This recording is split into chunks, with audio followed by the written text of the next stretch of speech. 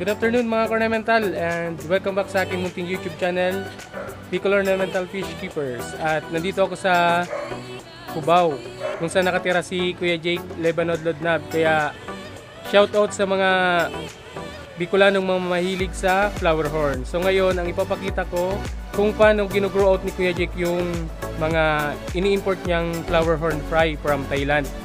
So dito siya sa rooftop nag-uumpisa magpalaki ng flower horn fry. So papakita ko sa inyo mga ornamental at ayun si Kuya Jake, papakita ko sa inyo kung paano yung style na ginagawa ni Kuya Jake sa pagpapalaki ng flower horn fry. So ito na mga ornamental at ayan si Kuya Jake. Tapos ito yung setup ng kanyang mga tank sa sa rooftop. At dito niya inumpisa na palakin yung mga flower horn fry niya. So to. Tapos yung nakita nyo sa post ko mga ornamental na sa baba na setup, yun yung pinaglalagyan ni Kuya Jake ng napili niya ng mga magagandang or yung mga may mga potential na kahit maliit pa kita mo na yung potential. So sa madaling sabi, ready to release na or pwede nang ibenta. So ayan. Yung isang to ay madungis. Full mask.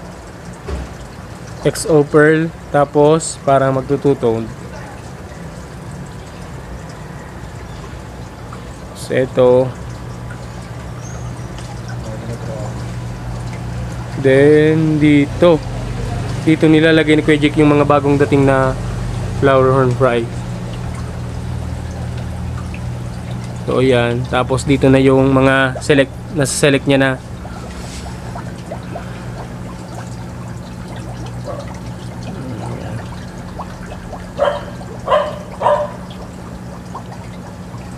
Tapos hanggang dyan, hanggang sa pang-apat na layer.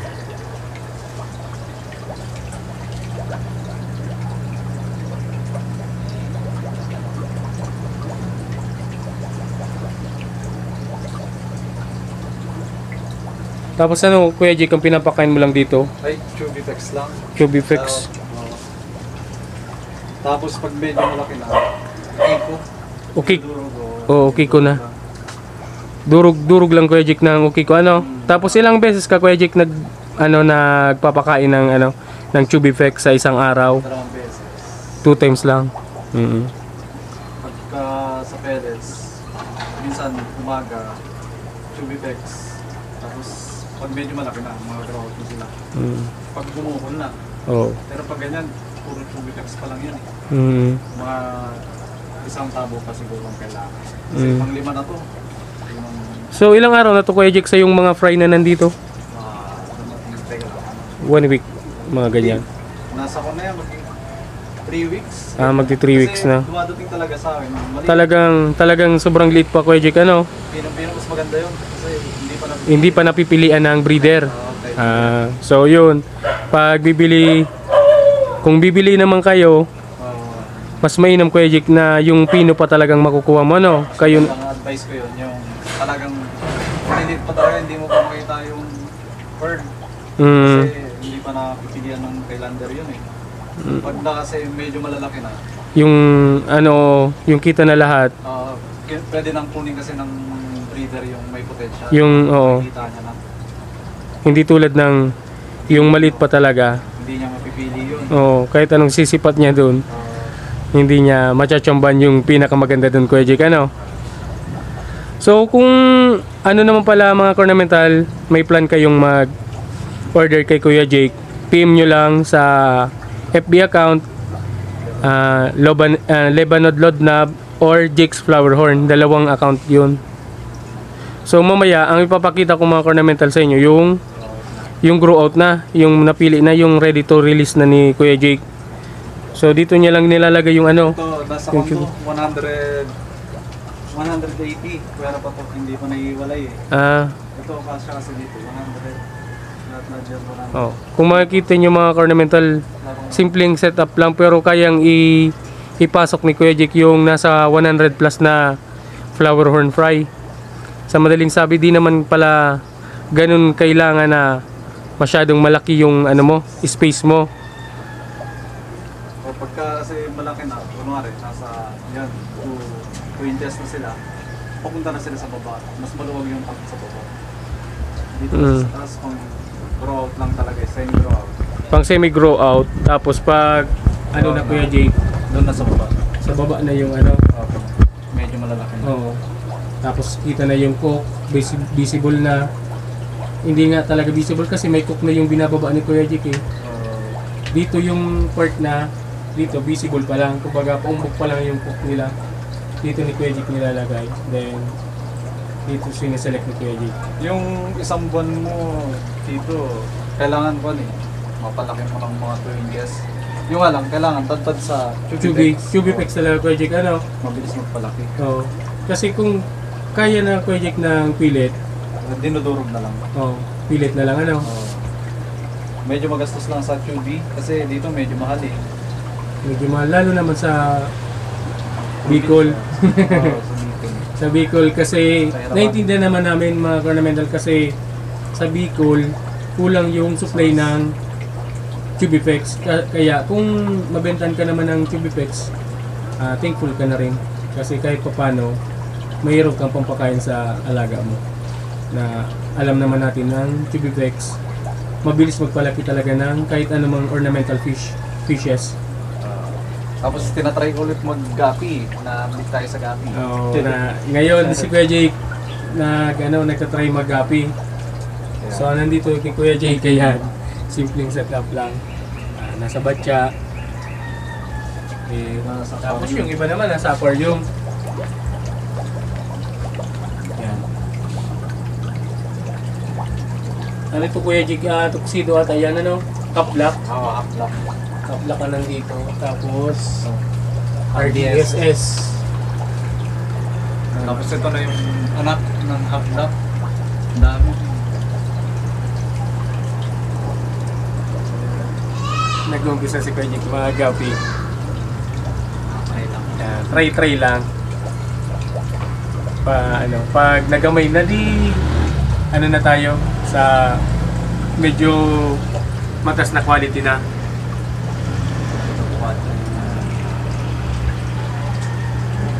So, mga ornamental, baba tayo sa semi-grow out na ni Kuya Jake kung saan doon na naka-display yung mga for sale na ni Kuya Jake na na mga flower. At kung may mga tipuan naman kayo, PM nyo lang si Kuya Jake. Sinabi ko na kanina, Lebanon Lodnab at saka Jake's Flower Horn. So yun, doon tayo sa baba mamaya. So nandito tayo mga ornamental sa baba, yung part na yung para sa mga saleable yung mga for sale na ni Kuya Jake na flower horn. Kasi dito sa baba, andyan lang yung gate para sa mga walk-in buyer ni Kuya Jake. At least madali na. Hindi na aakyat kasi doon sa taas may aso. Tsaka maliliit pa doon ni Kuya Jake sinasala. Tapos dito, gapi pa. Santa Claus. Di lang bumababa yung mailer. Ito yung male. Ayan. Nagtatry ngayon si Kuya Jake mag-breed ng gapi. Tapos, yung koi. Tuxedo koi ata to. Tuxedo koi. Yan. Tapos, ito na yung mga flower horn na grow out. Semi-grow out. Yan, isang box yan. Isang watch. Anong strain to, Kuya Jake? 40 mix plus LPN. Magkapatid yan. Ito na nga. Natitira, Ito na lang yung natitira sa nasa 40 mix LPN ni Kuya Jake. 25 na tira. So, kung may matipuan man kayo mga ornamental, try nyo lang i-PM si Kuya Jake. Lebanon Lodnab at Jake's Flower Horn. Yan. Ayun, nakatago yung isa. Ayaw, nahihiya.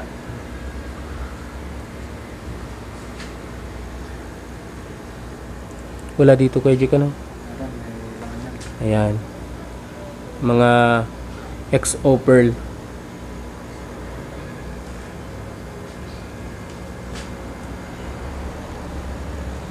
Mabilisan na lang tong video mga ornamental kasi kailangan na naming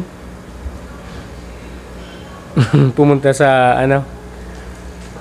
terminal. Ngayon kasi yung biyahe namin pauwi ng Bicol. May beta din si Kuya Jake dito. Tingnan niyo yung setup. Ganyan.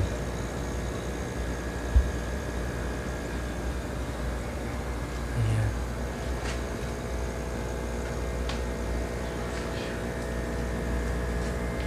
Shoutout pala kay Pading Jake Camacho Balesa.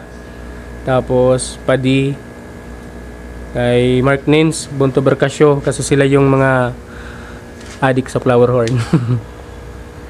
Tapos si kay Manong Arnie Obidis. Ito yung mga kapatid ng kinuha ni Arnie Kuya Jake, Ayan. Kaya ito ito na lang yung tira. Ilan na lang. May ilan na lang.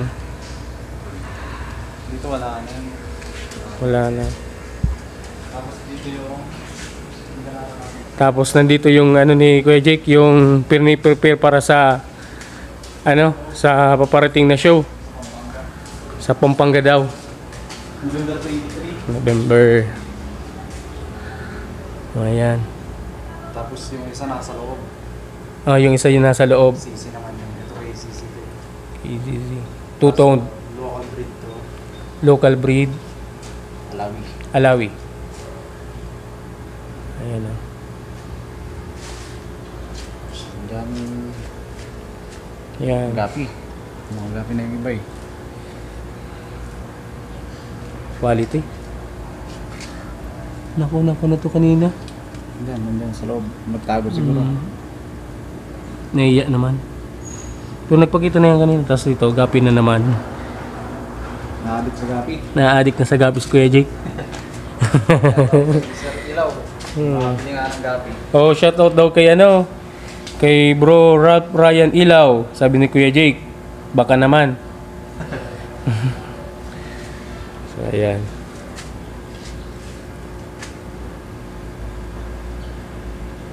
So, yun lang mga ornamental, yung ni Kuya Jake. Simpleng setup. So, sa loob ng bahay, meron pang yung hiwa-hiwalay na mga tank kung saan nakalagay yung iba niyang mga flower horn. Kaso di na natin ma-cover mga ornamental or mapapakita kasi yung oras namin limitado na. Naghahabol na kami sa oras. So, siguro hanggang dito na lang siguro mga ornamental. Kita-kits na lang tayo sa susunod na video. At kailangan na namin magpaalam kay Kuya Jake. So, hanggang dito na lang. Maraming salamat. Sana mag-subscribe kayo mga ornamental. At paki-like and share na rin para mas madami pang makapagpanood ng ating video at matulungan nyo yung ating munting YouTube channel. So, hanggang dito na lang. Thank you.